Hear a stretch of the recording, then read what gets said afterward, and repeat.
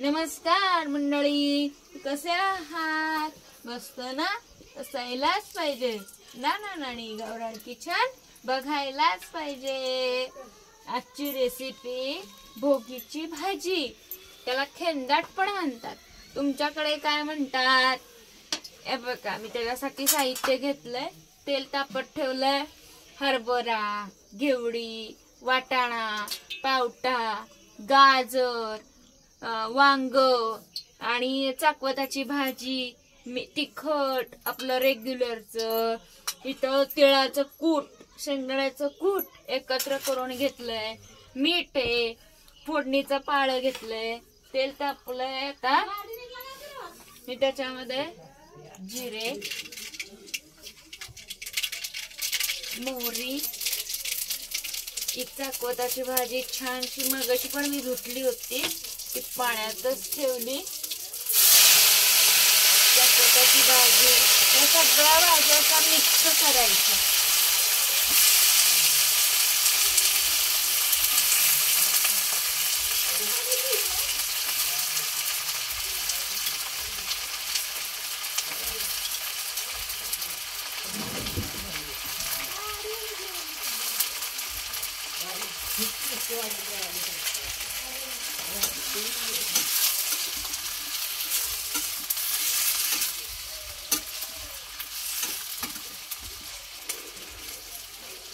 असं थोडस परतून घ्यायचं.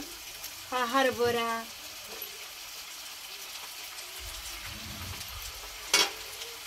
आता मी इथं घेवडी, पावटा, वाटाणा हे सगळं घालून घेते.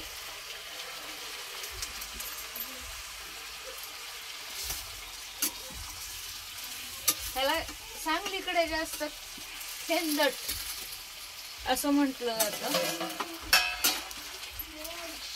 ह्याच्यात काळ्या जवस जे असतात, इकडं काळे तीळ म्हणतात जवसाला पण, तर ते पण त्याचं पण कूट करून घालतात.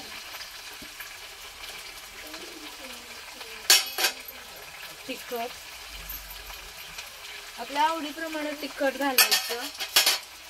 थोडीशी हळद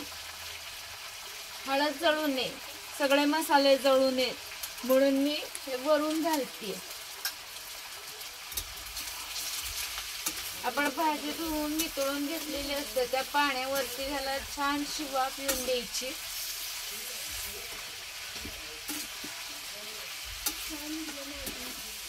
काही ठिकाणी ह्याच्यामध्ये कांदा, लसूण पण घालतात.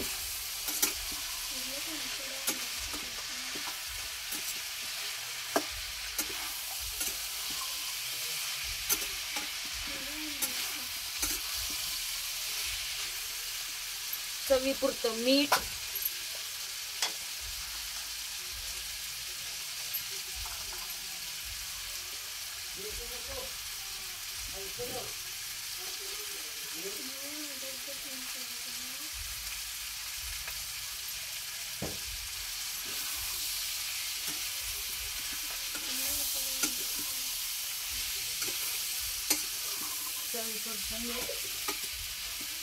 मी आता ह्याच्यामध्ये पाणी घालते. थोडस कोमट करून घेतलंय पाणी.